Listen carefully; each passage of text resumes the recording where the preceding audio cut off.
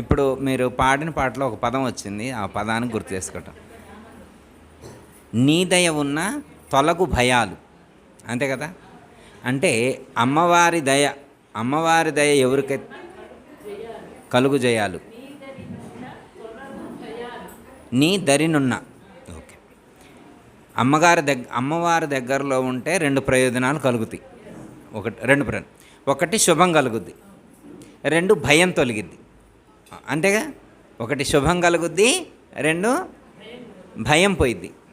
అయితే భయం అంటే మామూలుగా మనం అనుకునే భయం వేరు, వేదాంతంలో చెప్పే భయం వేరు.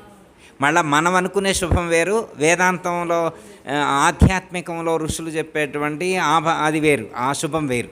జస్ట్ రివ్యూ, రెండు మాటలు. ఇప్పుడు మీరు పాడారు కాబట్టి దాని గురించి అనుకుందామని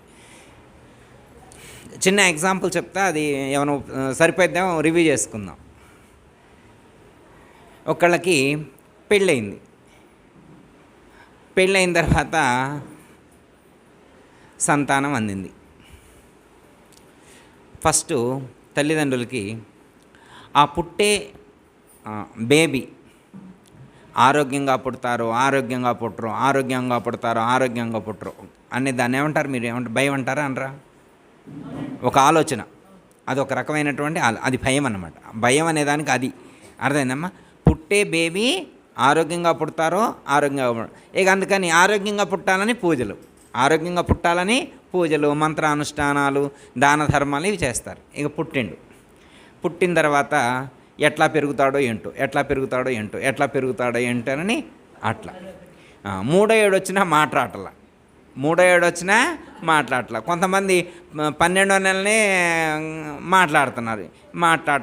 మాటలు వస్తాయో రావు, మాటలు వచ్చినాయి. అమ్మయ్య, ఇప్పుడు ఎట్లా పుడతారో ఏమో అనుకున్నాడు. మంచిగా పుట్టిండు. తర్వాత ఆరోగ్యంగా ఉన్నాడు.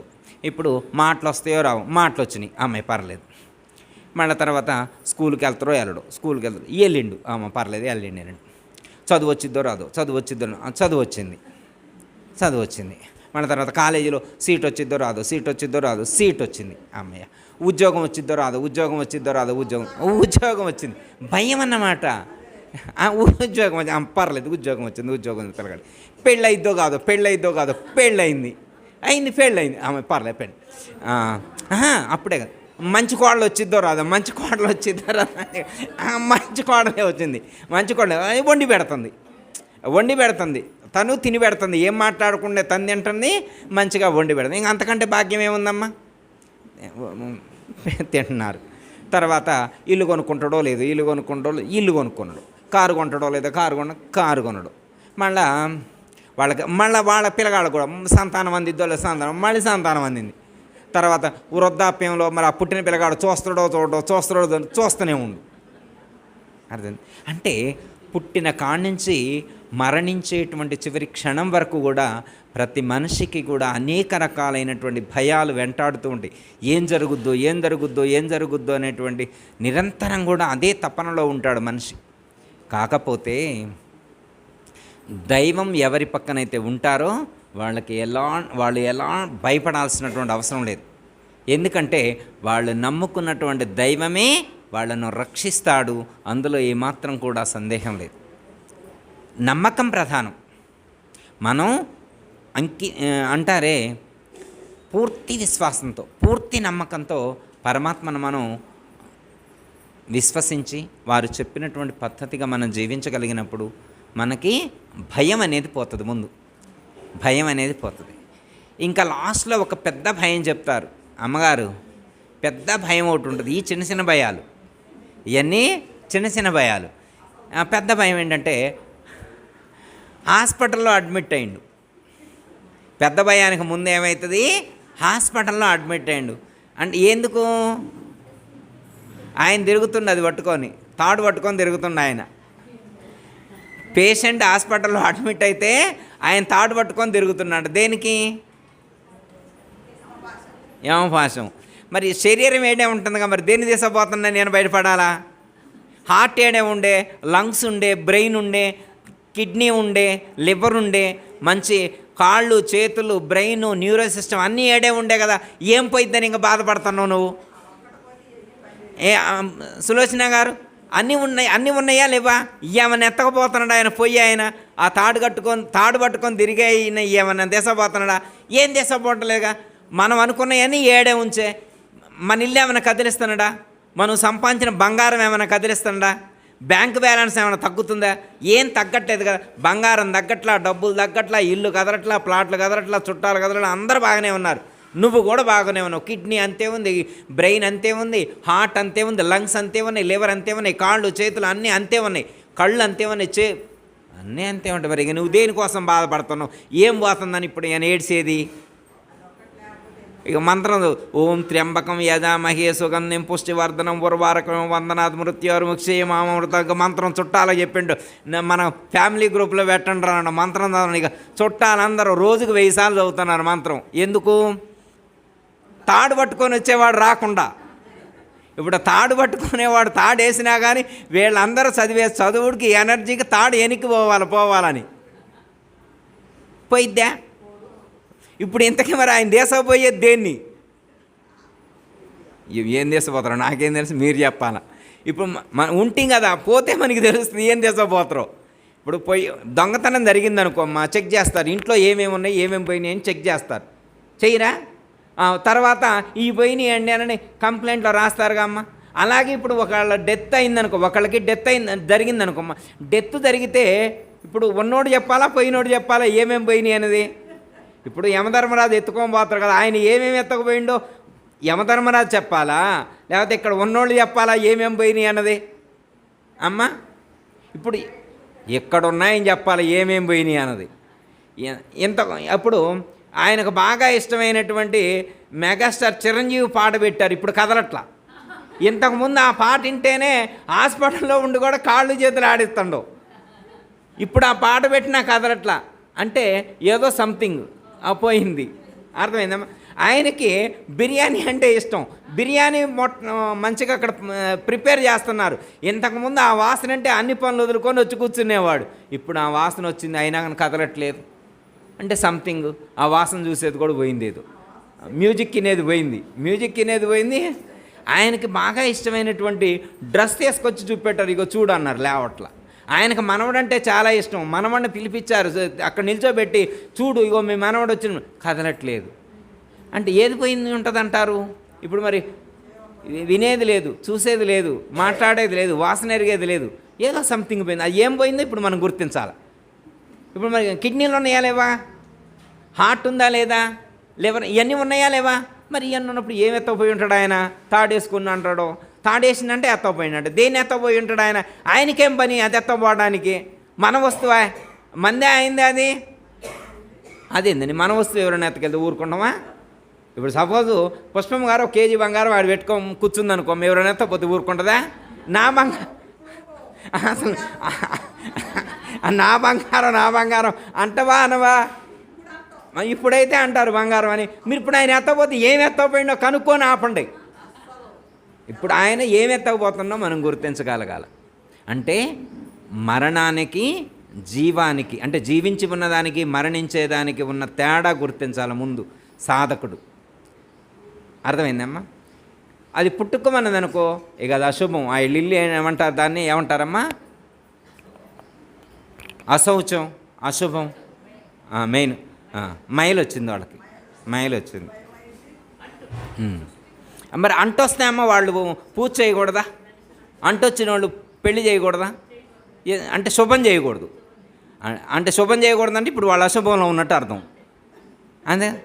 అంటే ఇవి ఇందాక ఏదో అమ్మగారు నీ దయ ఉన్న కలుగు శుభాలు, నీ దయ ఉన్న అంటే అమ్మవారి దయ ఉంటే ఇంక పోరా? మరి ఇప్పుడు శుభం కలిగిద్ది అన్నారుగా. అమ్మగారు చదివారా లేదా పాట మీరు?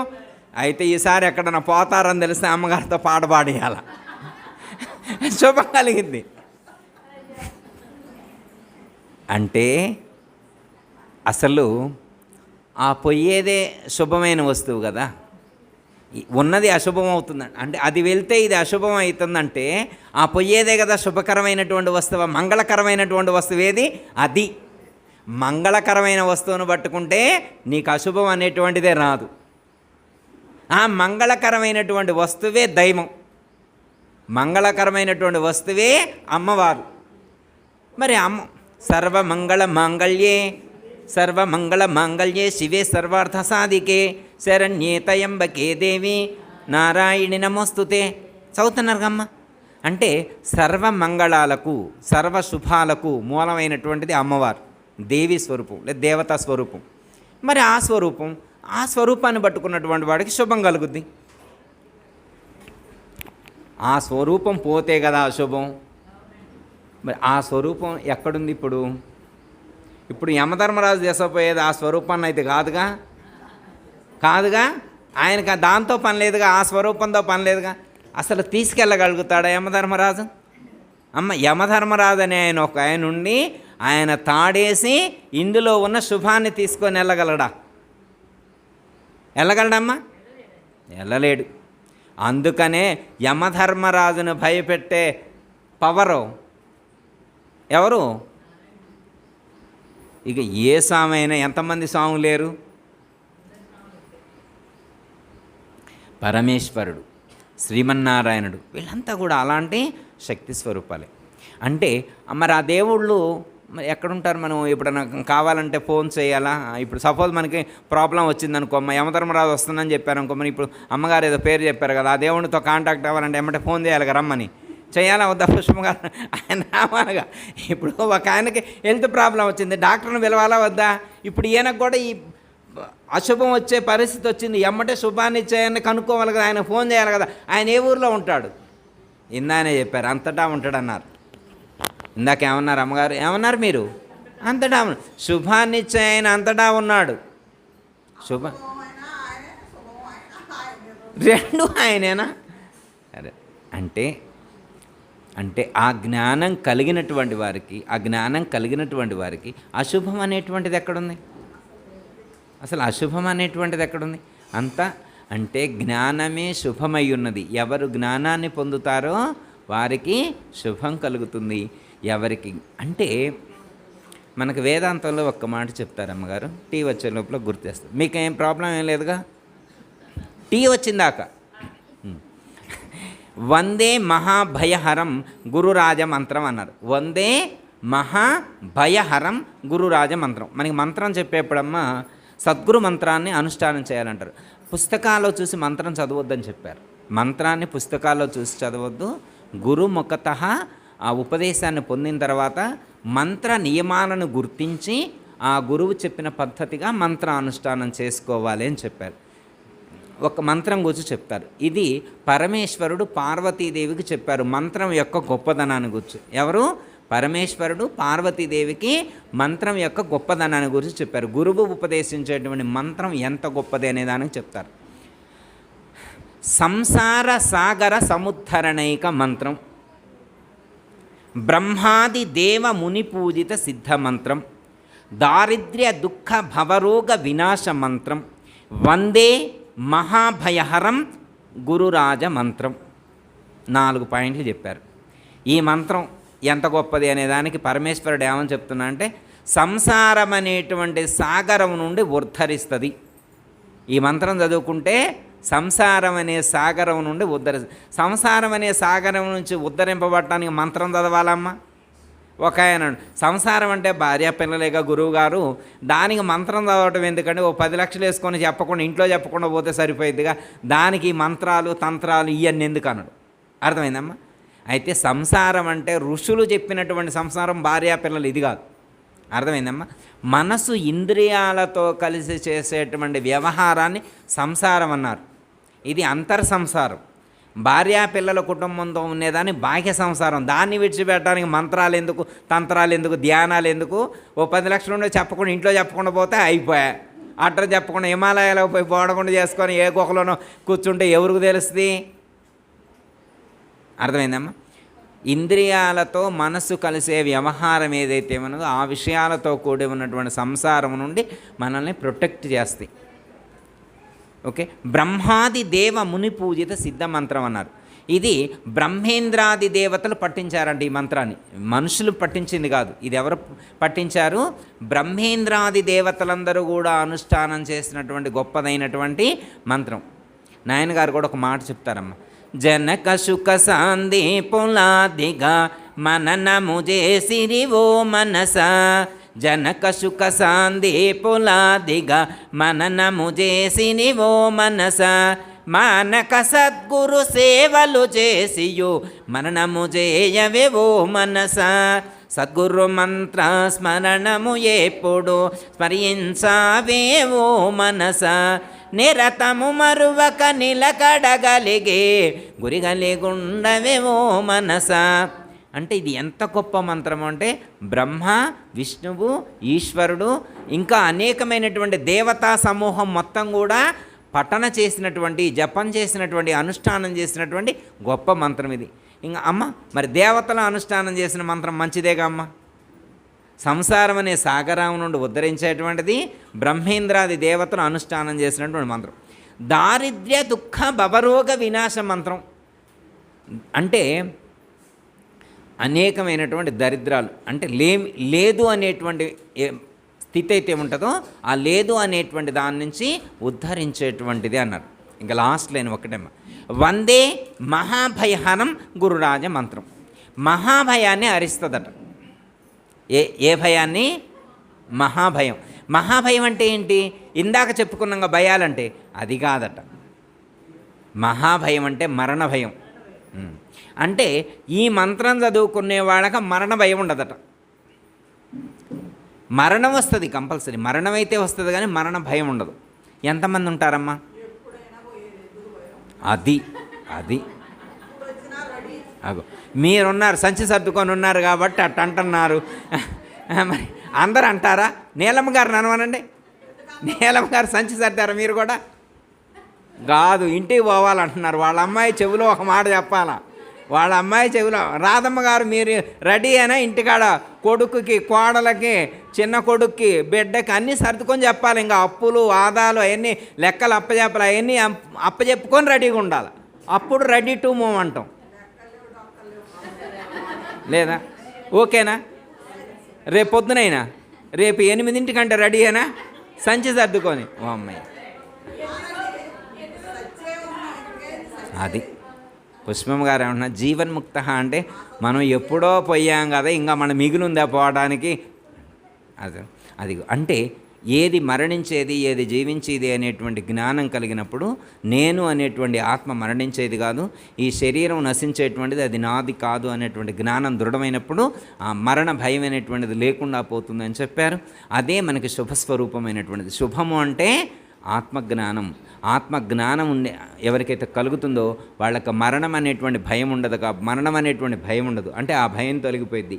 వాళ్లకు శుభస్వరూపమైనటువంటి ఆత్మే తాను అని తెలిసినప్పుడు ఇంకా అశుభానికి అసలు వాళ్ళకి వాళ్ళ దగ్గరకు ప్రవేశించే అవకాశమే ఉండదు. అశుభం ఉండదు, భయము కూడా లేకుండా అశుభాలు తొలగిపోతాయి, భయం కూడా లేకుండా పోతుంది, జయం కలుగుతుంది. శుభం కలగడం అంటే ఇదే. శుభం కలగడం అంటే కలుగు శుభాలు అంటే ఇది, తొలగు భయాలు అంటే అది. అలాంటి గొప్ప స్థితి మరి అమ్మవారిని చేరి అమ్మవారిని ఆశ్రయించినప్పుడు, అమ్మవారు చెప్పినటువంటి పద్ధతిగా మనం జీవించగలిగినప్పుడు ఆ స్థితి మనకి కలుగుతుంది అనేటువంటి విషయాన్ని మరి అమ్మవారు చాలా చక్కటి తత్వంలో మరి కీర్తన ద్వారా గానం చేసి మనకు అందించారు. చాలా సంతోషం. జయ ఏతల సద్గురు ప్రభు మహారాజుకు అందరికీ జయ గురు.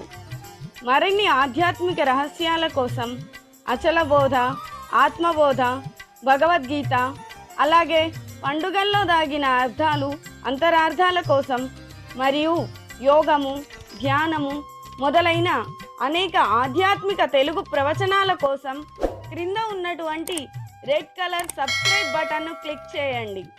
అలాగే ప్రక్కనే ఉన్నటువంటి గంట సింబల్ను నొక్కండి.